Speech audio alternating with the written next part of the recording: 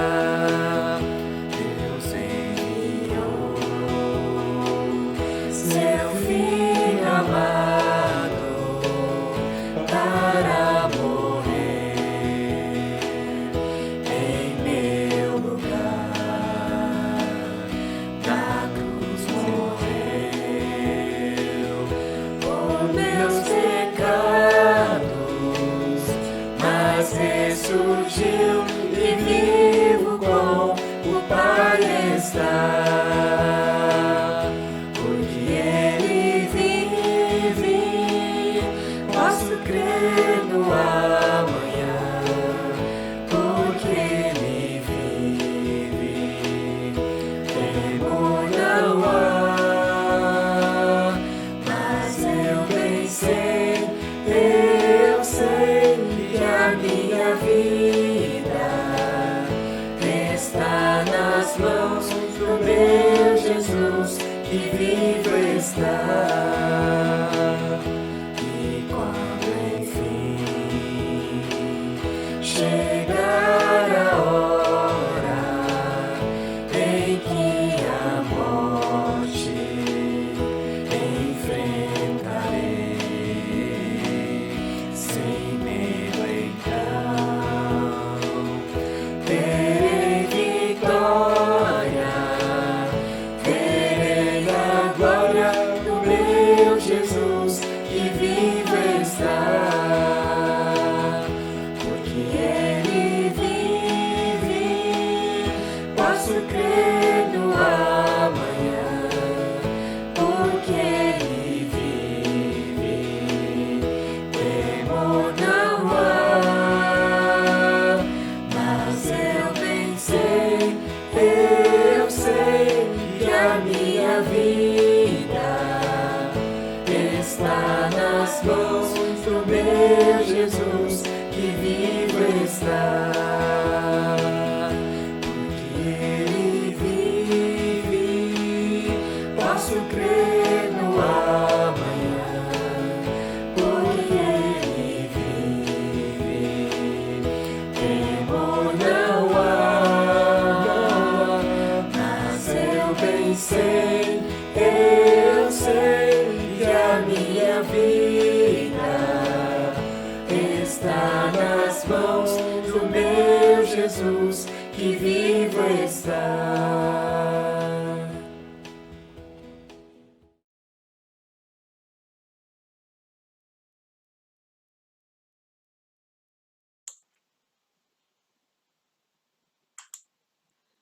Tá fechado o microfone, Fabrício. Opa, desculpa, gente. Pra gente passar para a próxima música, tem mais uma música que eu quero trazer. Eu quero ler uma passagem aqui da Bíblia, é rapidinho, tá? Está em Salmo 121. Ele fala assim: levanta os olhos para os montes. Será que é de lá que vem a minha força? Não, minha força vem do Eterno, que fez o céu, a terra e as montanhas. Ele não deixará que você tropece. Seu guardião nunca dorme, jamais. O guardião de Israel nem sequer cochila. O Eterno é seu guardião. Ao seu lado ele dará proteção. Nada pode fazer mal a você, nem o sol nem a lua. O Eterno guarda você de todo mal. Ele protege sua vida, ele o protege quando você sai e quando você volta. Guarda você agora e o guardará para sempre. O que eu queria falar desse versículo é que tem umas partes aqui que elas são bem interessantes, né? Então aqui no versículo 3 ele fala: ele não deixará que você tropece. Aí no versículo 6 ele fala: ele te dará proteção. Ele nos guarda de todo mal quando a gente sai, quando a gente volta, né? Nos guarda para sempre. E a gente não pode esquecer que, na verdade, hoje nós estamos comemorando o Dia dos Pais, né? E quando a gente pega essas características que estão listadas nesse versículo, acho que é uma maneira fácil da gente lembrar são dos nossos pais, né? Que eles também, desde pequeno, eles não deixam a gente tropeçar lá quando é pequenininho, a gente andar, nos ensina, estão sempre vigilantes também, cuidando de nós, nos guardam quando a gente sai, quando a gente volta, né? Então acho que esse versículo ele não fala só do nosso Pai que está lá nos céus, mas ele também, Deus colocou essas características nos nossos pais aqui na Terra também, né? E isso é muito interessante. Esse versículo ele fala que, essa passagem fala que Deus ele nos protege, ele nos guarda sempre, E com certeza, né, eu tenho para mim que uma das maneiras que Deus faz isso é através daquelas pessoas que nos criaram, né? Nossos pais, nossas mães, nossos tios, nossos avós. Então, através dessa palavra, eu mando aqui meus parabéns, né? A todos os pais, a todos aqueles que sempre nos ajudaram, que sempre estiveram presentes. E essa próxima música, ela fala. O começo dela, ela fala, né? Te agradeço, ó Pai, pelo amor derramado. Então, que a gente possa estar cantando e também um coração de gratidão pelas pessoas que Deus colocou em nossas vidas, né? Pelos nossos pais, pelo cuidado que Ele trouxe também através dessas pessoas. E eu vou compartilhar a próxima música aqui também, tá bom?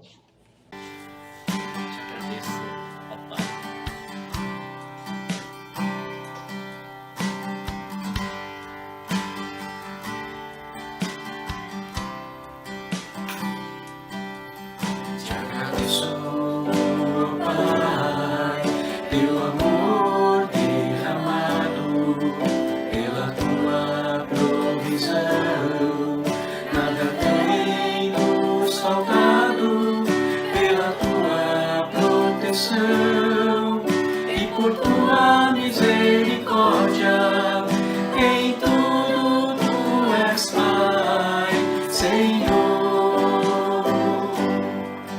Te agradeço, ó Pai, pelo amor derramado, pela tua provisão. Nada tem nos faltado, pela tua proteção e por tua misericórdia, em tudo tu és Pai, Senhor.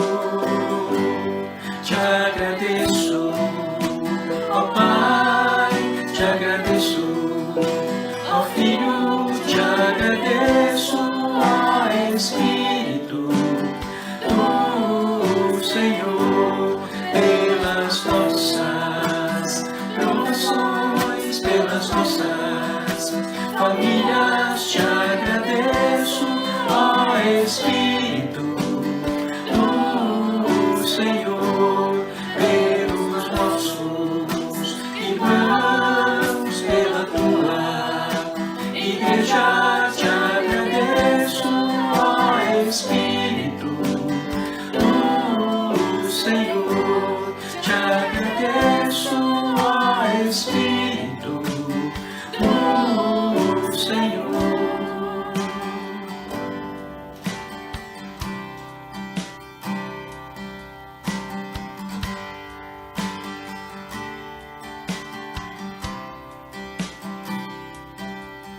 Te agradeço, ó Pai, pelo amor derramado, pela tua provisão.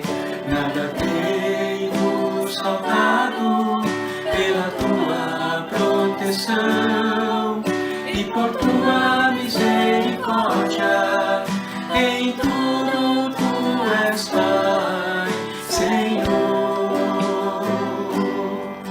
Te agradeço, ó Pai, pelo amor derramado, pela tua provisão. Nada tem nos faltado, pela tua proteção e por tua misericórdia, em tudo tu és Pai, Senhor. Te agradeço, ó Pai, te agradeço, ó Filho, te agradeço, ó Espírito, tu, Senhor, pelas nossas provações, pelas nossas famílias, te agradeço, ó Espírito, tu, Senhor, pelos nossos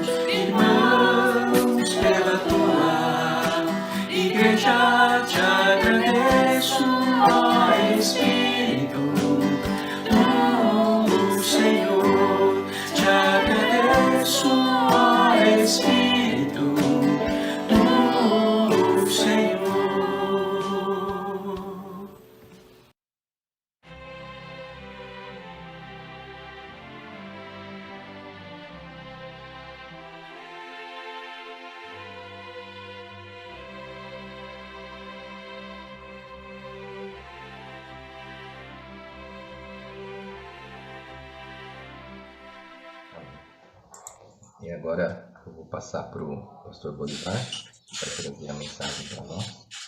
Mas antes eu vou fazer uma oração, depois você já pode assumir. Senhor, nós somos gratos por mais esse momento de louvor, somos gratos porque, assim como diz na tua palavra, Deus, o Senhor tem cuidado de nós, o Senhor tem nos vigiado, que o Senhor realmente cuida de todos os nossos passos, Deus. Agradecemos pelas pessoas que o Senhor coloca em nossa vida, hoje em especial pela vida dos nossos pais, vida daqueles que nos trouxeram a vida, que nos criaram, Deus. Nós te agradecemos, porque através deles, Deus, o Senhor pode expressar o teu amor por nós, Deus. Neste momento também te peço para que o Senhor esteja cuidando da vida do pastor Bolivar, que hoje vai trazer a mensagem para nós, Deus, e que realmente seja o Senhor falando através da boca dele, através das mensagens que ele vai trazer para nós hoje, Deus. Em nome de Jesus, amém.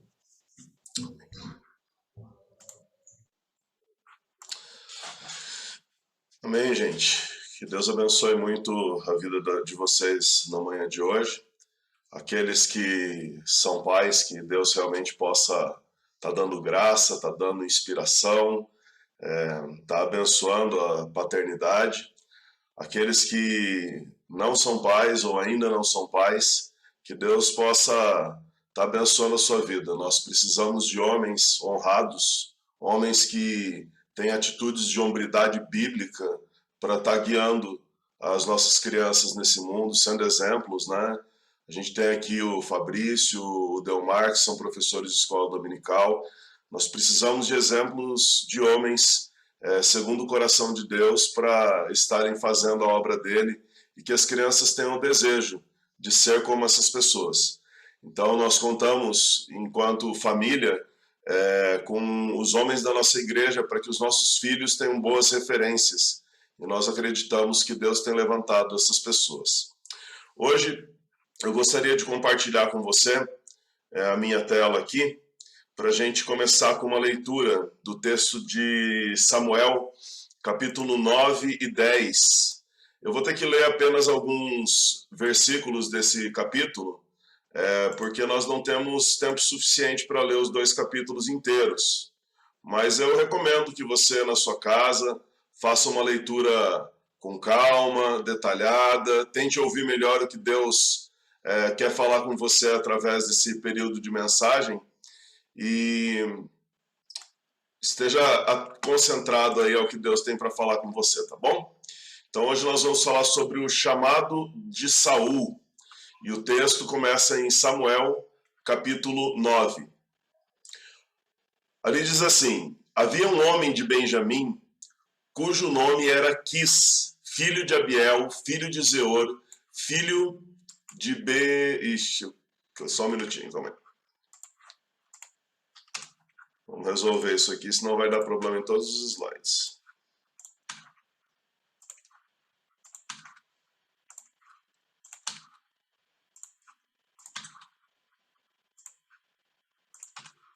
Aí...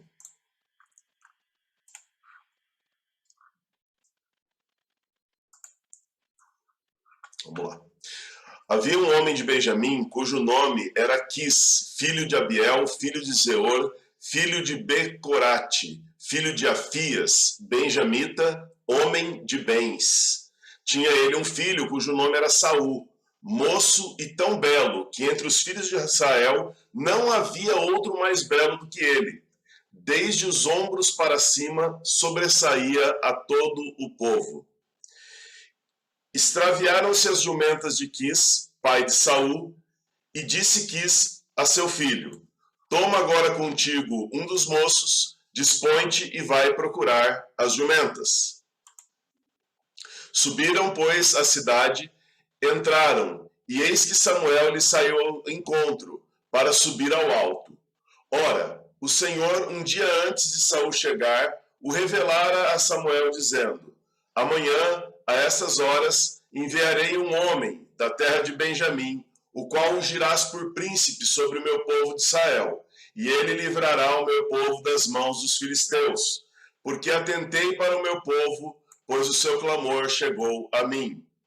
Já pulamos do 16 para o 27. Desciam eles para a extremidade da cidade, quando Samuel disse a Saul: dize ao moço que passe adiante de nós, e tu, tendo ele passado, espera, que te farei saber a palavra de Deus. Tomou Samuel um vaso de azeite e lhe o derramou sobre a cabeça, e o beijou e disse: não te ungiu porventura o Senhor por príncipe sobre a sua herança, o povo de Israel? Quando te apartares hoje de mim, acharás 2 homens junto ao sepulcro de Raquel, no território de Benjamim, em Zelza, os quais te dirão: acharás as jumentas que fostes acharam-se as jumentas que fostes procurar, e eis que teu pai já não pensa no caso delas, e se aflige por causa de vós, dizendo: que farei eu por meu filho?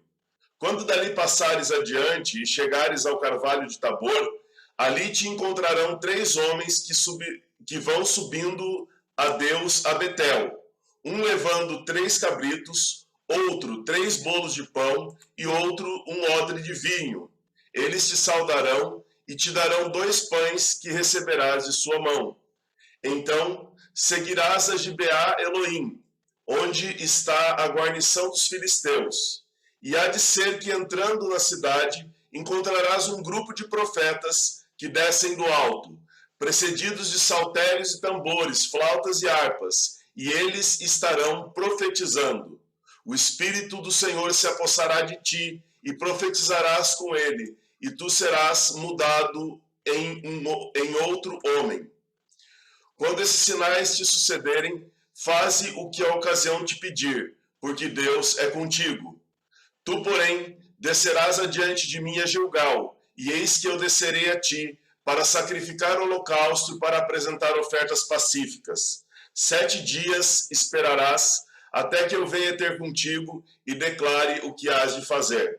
Sucedeu, pois, que, virando-se ele para despedir-se de Samuel, Deus lhe mudou o coração, e todos esses sinais se deram naquele mesmo dia. Se você continuar fazendo a leitura, você vai perceber que os sinais são descritos, né? Como que aconteceu tudo que o profeta Samuel disse, e você vai ver no fim do capítulo 10 que o povo aclama Saul como rei. Eu geralmente não costumo falar muito sobre a minha vida quando nós estamos falando aqui nas mensagens, né? O meu tipo de sermão, como vocês já conhecem, tem mais a ver com o texto bíblico e eu não coloco nenhuma experiência pessoal. Mas no dia de hoje eu gostaria de compartilhar um pouco sobre chamado com você e eu espero que Deus de alguma maneira possa estar falando com a tua vida também. Existem alguns momentos na vida cristã que são muito importantes. Por exemplo, o momento em que nós aceitamos Jesus como nosso Senhor e Salvador. Esse, sem dúvida, é o mais importante de todos. O momento em que nós decidimos que vamos descer as águas do batismo. Isso é importantíssimo. Mas existe um momento que muitas vezes ele é negligenciado, que muitas vezes nós nem experimentamos na vida cristã, que é o momento do nosso chamado pessoal. Eu não sei se você já parou para pensar nisso, mas cada um de nós fomos criados com um propósito específico nesse mundo. Deus deu características únicas para você, capacidades únicas que só você tem, ou que você e um grupo de pessoas específicas têm. E Ele te deu talentos conforme a sua utilidade nesse mundo. E eu creio que para nós nos sentirmos completos, nós precisamos ser usados para aquilo que nós fomos criados. Eu tenho aqui na parede do meu escritório, logo na minha frente, algumas ferramentas penduradas. Algumas delas eu uso com bastante frequência. Outras elas estão aqui só para decoração. E sempre que eu olho para esse quadro de ferramentas, eu penso: Deus, não me deixe ficar pendurado para decoração na tua obra. Eu quero ser usado para aquilo que eu fui criado. Eu quero ser usado de uma maneira completa. E o meu coração compartilha com o coração de John Wesley o sentimento que ele expressou na frase: não me deixe viver para ser inútil. Eu quero ser útil no reino dos céus. E eu tenho uma afirmação para você nessa manhã e algumas perguntas. A primeira afirmação é: você é útil e foi criado por Deus com um propósito. Eu não tenho dúvida nenhuma a respeito disso. E eu tenho algumas perguntas para você. A primeira é: qual é o seu chamado? Qual é o seu lugar no corpo de Cristo? Deus te salvou para servir de que maneira? Essas perguntas são muito importantes de terem uma resposta na sua vida. Minha esperança é que de uma maneira sobrenatural, como foi com Saul, ou de uma maneira natural, Deus fale e direcione você naquilo que você foi chamado. Ou pelo menos que Ele reforce o seu chamado nessa manhã e fale: meu filho, é isso aí mesmo, você está no caminho certo. A história que a gente acabou de ler é uma das histórias que eu acho mais estéticas, mais bonitas, sobre o chamado de Deus para a vida de uma pessoa. Porque existe um equilíbrio entre todos os lados, entre o natural e o sobrenatural, existe uma harmonia entre o povo e o rei que é levantado, e chama muita atenção essa história. E muitos cristãos sinceros, que desejam seguir a Deus, fazem uma pergunta em comum: como que eu vou saber qual é o meu chamado? Como que eu vou saber o caminho que eu devo andar? Geralmente essa pergunta aparece quando a pessoa está pensando em ser missionário, né? Ou quando a pessoa está pensando em ser pastor. Porque ela pensa: bom, se eu tomar o caminho errado, eu estou entrando numa fria muito grande. Então eu preciso ter certeza que esse é o caminho certo. Mas existem muitas pessoas de um coração dedicado a Deus, que querem saber qual é o lugar delas no corpo de Cristo. Será que eu devo servir no louvor? Será que eu devo servir na zeladoria? Será que eu devo servir na escola dominical? E existem algumas características no chamado de uma pessoa que podem te ajudar a refletir sobre esse assunto. A primeira característica que eu vejo, que é meio generalizada nos chamados bíblicos, e aqui, obviamente, também aparece, é a convicção do chamado. Existem algumas pessoas que foram chamadas por Deus na Bíblia que acabaram sendo resistentes ao chamado. Por exemplo, Jonas. Jonas foi chamado para Nínive, mas ele não queria ir. Ananias, que foi aquele irmão que foi falar com Saulo, né? Depois da sua conversão, também estava preocupado. Saulo era um perseguidor de cristãos, um assassino. Então ele teve medo. Mas esses dois homens tinham certeza do que Deus estava chamando eles para fazer. Então, mesmo quando as pessoas não sabem muito bem se elas querem ou não fazer o que Deus está falando, elas têm certeza da sua missão. Moisés, por exemplo, ele considerava que ele não era apto para falar com as autoridades do Egito. O profeta Jeremias falou: olha, eu sou só uma criança, né? Como é que eu vou exercer o meu ministério?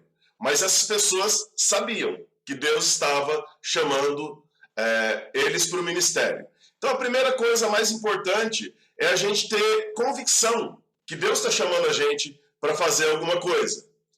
Uma experiência que eu costumo fazer com o pessoal sobre chamado é assim: eu digo, feche os seus olhos por 5 segundos. E as pessoas fecham os olhos e eu não digo absolutamente nada. Depois de 5 segundos eu pergunto para a pessoa: o que eu falei? Aí a pessoa fala: você não disse nada. Então eu peço para a pessoa fechar os olhos de novo, por 5 segundos. E aí eu falo o nome da pessoa. E quando a pessoa abre os olhos, eu pergunto: o que eu falei? Você falou o meu nome. Um chamado é mais ou menos assim. Quando Deus chama, o nosso coração percebe. Quando Deus chama, a gente sente a direção de Deus. Agora, quando Deus não chama, a gente não ouve nada. Olha só como que foi a experiência de Saul. Saul, ele estava vivendo uma coisa muito parecida com o que a gente vive no dia a dia. Estava enfrentando problema, estava resolvendo uma situação muito chata. Ele estava procurando há 3 dias as jumentas do pai dele que tinham fugido da propriedade. Quem pode imaginar que no meio de uma atividade ingrata dessa, você seria chamado para ser rei de Israel? Mas alguns momentos, é nesses momentos inesperados que a coisa acontece. A história conta que eles entraram numa cidade e que o profeta Samuel cruzou o caminho de Saul. Se você ler a história inteira ali do capítulo 9, você vai ver isso. E ele começa a falar com Saul de uma maneira misteriosa, que Saul não entende muito bem, coloca ele num lugar de honra, oferece para ele uma refeição especialíssima, que já estava preparada há muito tempo, oferece casa, repouso para Saul, e antes de se despedir de Saul, ele unge Saul como rei. Uma coisa que é importante você prestar atenção nesse momento é que Saul sai dessa experiência com Deus certo de que Deus o tinha chamado. Ele não sabia como que ia ser, ele não tinha certeza se ele ia dar conta, mas ele sabia que Deus o tinha chamado. Eu creio que Deus tem uma forma diferente de chamar cada pessoa e que ele chama cada um segundo as suas necessidades. Por exemplo, o fundador do Exército de Salvação, William Booth, ele teve uma paixão pelos mendigos da cidade de Londres, por aquelas pessoas pobres, miseráveis que viviam lá. Existiram homens que tiveram uma paixão por aqueles que eram órfãos, que não tinham pais, que não tinham recursos para continuar sobrevivendo. Algumas pessoas foram chamadas para o ministério de louvor. Às vezes estavam ouvindo o grupo de louvor tocar e pensaram, poxa vida, eu podia colaborar com isso. Eu podia ajudar a melhorar esse momento. Ou Deus tocou na minha vida. Algumas pessoas viram as crianças na escola dominical, às vezes sem o amparo da igreja, sem adultos que pudessem ajudar, e o coração delas ferveu. E elas falaram, não, eu quero me envolver, eu quero fazer alguma coisa. E muitas vezes esse chamado não foi sobrenatural, mas ele foi claro. A pessoa tinha convicção de que ela deveria fazer alguma coisa. Quando Deus me chamou para o ministério, eu era muito novo ainda. Eu tento lembrar quantos anos eu tinha, mas eu não consigo lembrar direito, assim, exatamente. Mas eu sei que eu era adolescente. Eu sei que eu estava na igreja presbiteriana, sentado no canto esquerdo do templo, quase nos últimos bancos, quando um pastor, que era o pastor Carlos Xavier, estava pregando e no meio da mensagem Deus falou comigo, um dia você vai estar pregando ali também. E aquilo ficou marcado no meu coração. Eu não sabia quanto que aquilo ia ser importante para a minha vida. Eu não sabia nem como que isso era possível acontecer. Primeiro porque eu não conhecia Jesus ainda. Depois porque eu vivia uma vida intensa de pecados. Depois porque eu tinha vergonha que os meus amigos soubessem que de vez em quando eu ia numa igreja de crente. E o que me interessava mais na igreja dos crentes eram as meninas. Então, assim, como que Deus ia cumprir aquele chamado, eu não fazia a mínima ideia. Mas o que foi realmente importante naquele momento é que eu tive a convicção que Deus estava me chamando para alguma coisa, mesmo que eu não entendesse. Eu creio que o chamado de Deus para a sua vida e para a minha vida pode acontecer de uma maneira natural ou sobrenatural. Isso vai depender da necessidade particular de cada um, da maneira como Deus pretende usar a sua vida dali para frente. Para mim, aquela experiência foi muito importante. Não foi um luxo, não foi um agrado de Deus para minha parte, foi um alicerce para eu suportar as tempestades que viriam depois. Algumas pessoas riram quando eu falei que ia ser pastor. Outras pessoas ficaram irritadas comigo, queriam até me bater, achando que eu estava fazendo chacota com as coisas de Deus. Alguns amigos que eu contava na rua, amigos de sair para beber junto, davam risada e eu imagino que eles pensavam assim, cara, esse Bolivar, agora ele ficou louco mesmo, né? Mas no meu coração, eu tinha certeza que Deus estava me chamando para ser pastor. De que formas Deus tem chamado você, querido? Que necessidades Deus mostra para você que ele não mostra para as outras pessoas? Que coisas mexem com o seu coração? O que você está vendo que você fala, olha, eu tinha que fazer alguma coisa em relação a isso? Com 40 anos de idade, Moisés foi tocado por Deus. Ele viu o sofrimento do povo no Egito. E impulsivamente ele tenta salvar um israelita e acaba matando um homem egípcio. Mas o chamado de Deus para Moisés vem de uma forma clara, de uma forma direcionada quando ele tem 80 anos de idade. Quando Deus se manifesta sobrenaturalmente para Moisés na sarça ardente. Eu quero que você perceba uma coisa importante aqui. Moisés ele teve uma experiência na proporção da necessidade que ele tinha. Ele não era uma pessoa que estava recebendo um tratamento VIP. Não era uma coisa especial para ele. Mas ele iria tirar mais de 1 milhão de pessoas do império mais poderoso da sua época e caminhar com essas pessoas 40 anos no deserto. Ele precisava que naquele momento do chamado dele fosse claro a direção de Deus. O que eu quero dizer para você nessa manhã sobre chamado é que Deus vai te chamar de acordo com o que você precisa escutar. Deus vai te chamar da maneira como que você sinta que Ele te quer naquela determinada área. Mas guarda uma coisa no seu coração que é muito importante. Isso não quer dizer que você não vai se sentir inseguro. Todos os homens de Deus, praticamente, pelo menos os que eu me lembro agora, nesse momento, se sentiram inseguros de alguma maneira. Essas coisas, elas vão mudando com o tempo, conforme a gente aceita o desafio que Deus tem para nós.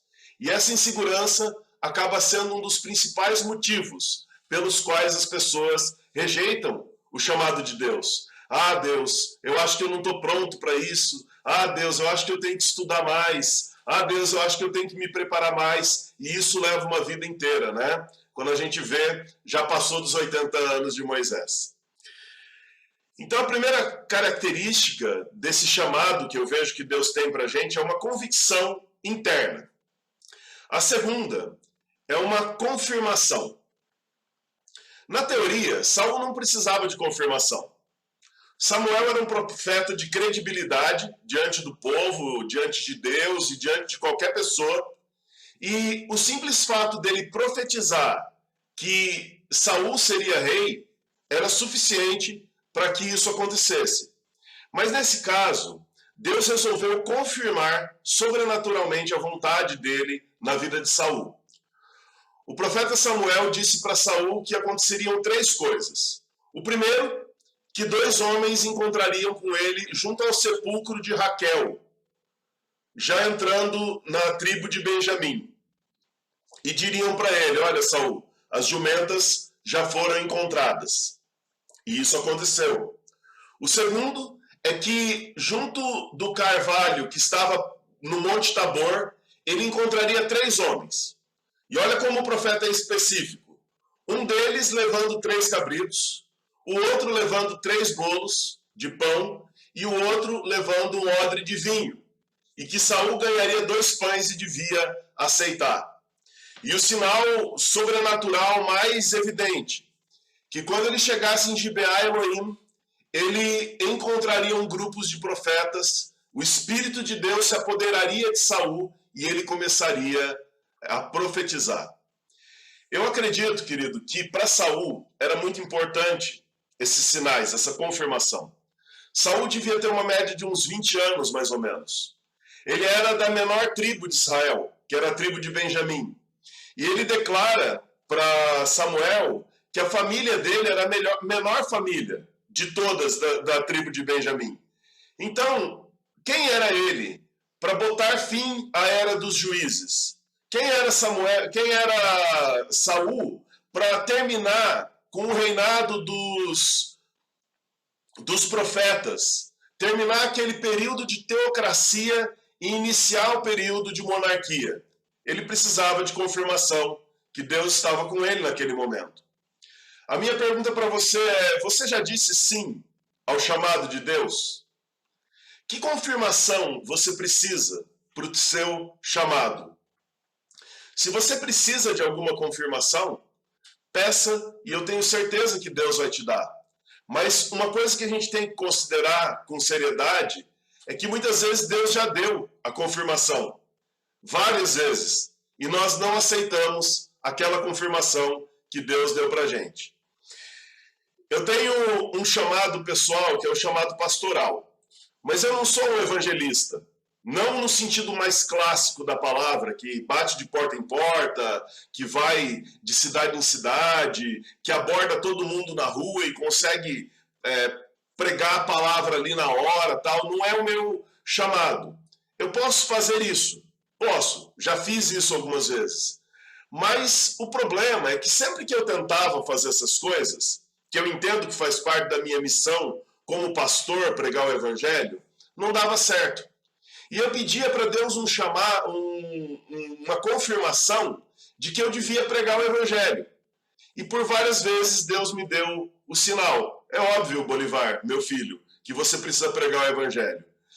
E ele mandava para mim pessoas para que essas pessoas pudessem me treinar, me ensinar um método. E mesmo assim eu achava que era melhor se Deus mandasse um anjo para me dizer que eu precisava pregar o evangelho. Quando eu aceitei o sinal de Deus e eu comecei a estudar e a treinar um modelo evangelístico, adivinha o que aconteceu? Os evangelismos começaram a dar certo. Aquele chamado que vem embutido no ministério de pregar o evangelho a toda criatura começou a acontecer. E eu consegui ter o prazer de evangelizar as pessoas da maneira correta. Eu ainda não sou um evangelista, desses que bate de porta em porta, não é o meu chamado. Mas a parte da missão que me cabe, que é levar o evangelho a toda criatura, essa eu consigo fazer, porque eu entendi a maneira como Deus estava me confirmando essa necessidade no meu ministério. Mas e se eu precisar de uma confirmação sobrenatural? Deus poderia fazer isso? Com certeza absoluta, Deus poderia fazer isso. Para minha vida, Deus fez isso algumas vezes e eu não tenho dúvida que pode fazer para você também. Mas tem um tipo de confirmação que eu acho que é muito mais válida e muito mais efetiva até do que uma confirmação sobrenatural, que é você perceber que o lugar onde você está é o centro da vontade de Deus, que é ali que você deve gastar a sua vida. Eu tenho um amigo médico chamado Dan Entwistle. Há 15 anos ele abandonou a pediatria nos Estados Unidos para ser missionário na África. Ele foi para lá porque tinha muitas picadas de cobra e muitas pessoas sofriam de catarata. Então ele foi para fazer amputações e para fazer cirurgias de catarata. Imagina um médico que ganhava super bem, com todo tipo de equipamento, uma casa maravilhosa, pega os seus 5 filhos, sua esposa e vai para o meio da África fazer amputações, né? No meio de toda essa loucura que ele viveu lá, eles perderam um filho.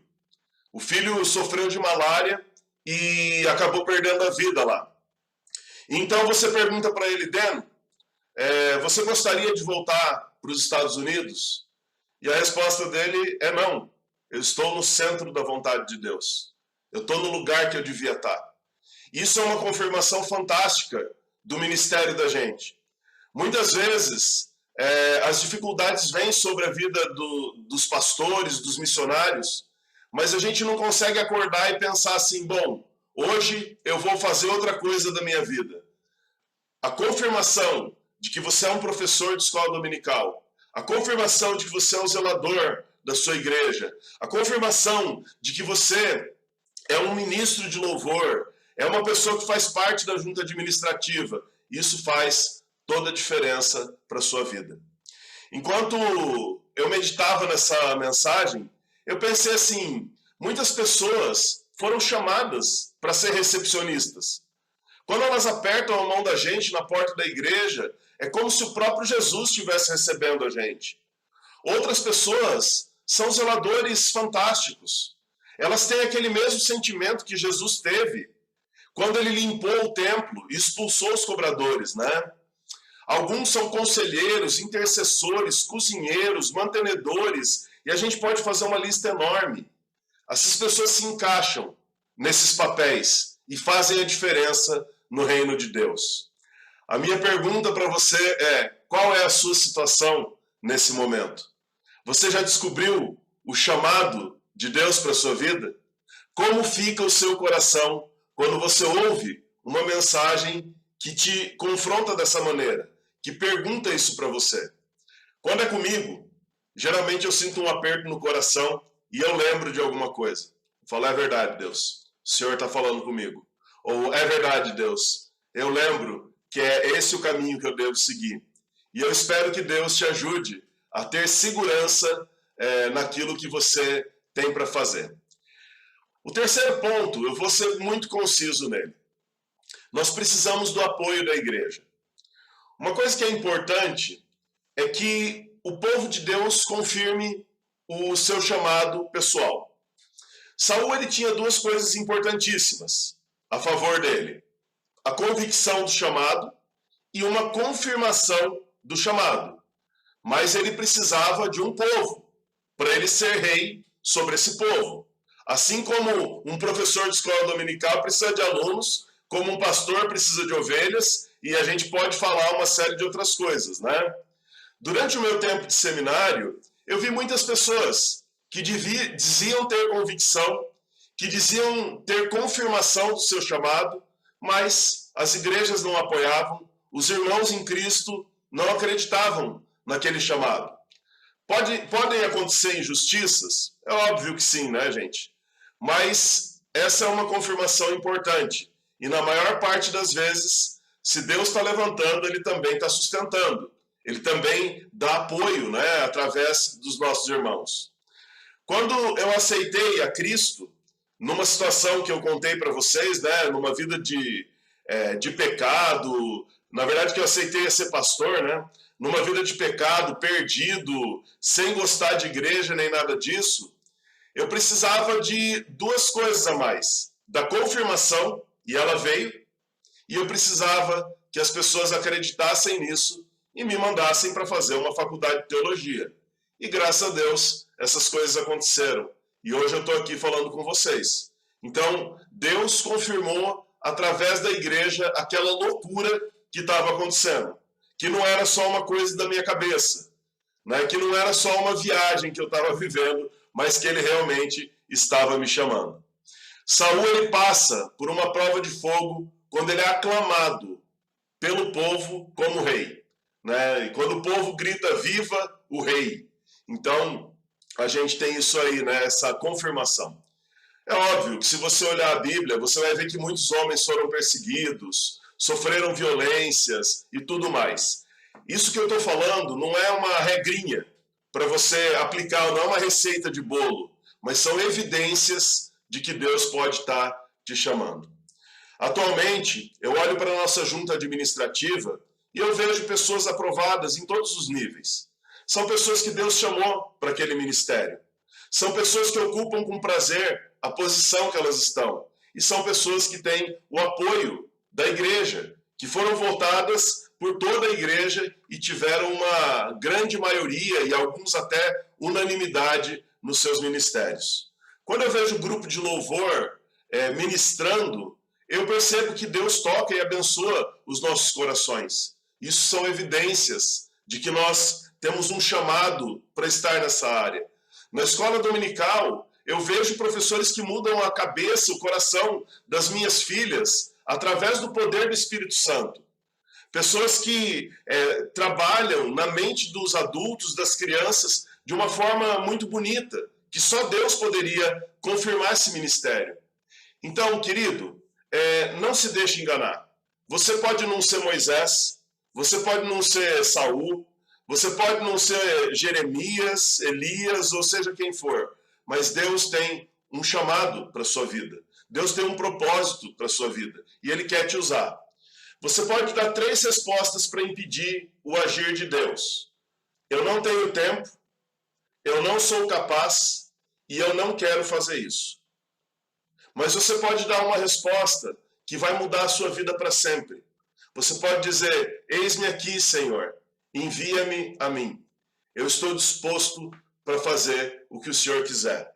Isso é um desafio para aqueles que estão iniciando na caminhada e também, querido, é um desafio para nós que já estamos na caminhada, porque a gente vai perdendo o fio da nossa espada. A gente vai perdendo, muitas vezes, o brilho do ministério. E a gente tem que pegar e falar, Deus, eu estou reconfirmando esse voto com o Senhor.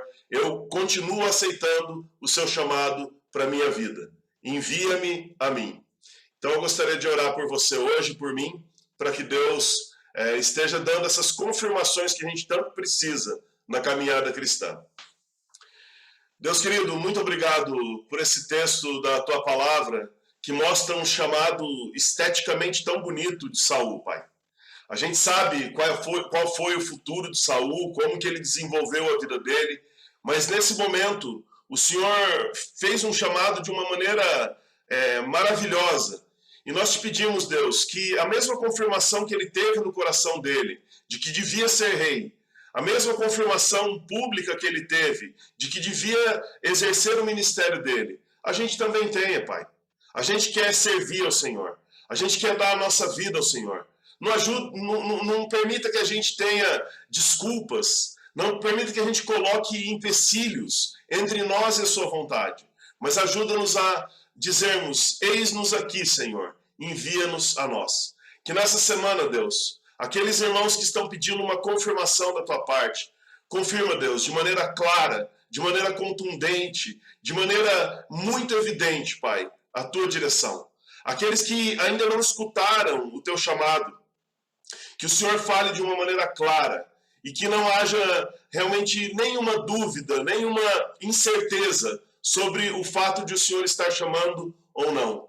E aqueles, Deus, que durante essa mensagem se sentiram tocados e pensaram, poxa vida, eu devia estar fazendo isso. Que o Senhor dê coragem para que eles coloquem em prática, Pai. É o que eu te peço em nome de Jesus. Amém. Amém, queridos. Gente, eu posso dizer para vocês o seguinte. Não há coisa melhor nessa vida do que ser usado para aquilo que a gente foi chamado para ser usado. Esse é o passeio da vida cristã. Né? A gente está chegando, está indo para a eternidade, mas esse caminho para a eternidade, quando a gente é usado por Deus nele, durante esse caminho, a vida da gente é outra coisa. Né? A vida cristã ela tem sentido, ela tem sabor, ela tem propósito. Então, não passe por essa vida sem ter certeza absoluta do que Deus quer para você e das direções dele para você, tá bom? Pastor Augusto, você está podendo falar? Sim, posso. Deixa a bênção pastoral para a gente, então, hoje, por favor. Vamos orar, então. Que a graça de nosso Senhor e Salvador Jesus Cristo, que o grande amor de Deus e a comunhão do Espírito Santo esteja sobre nós, sobre todo o povo de Deus, agora e para todo sempre. Amém.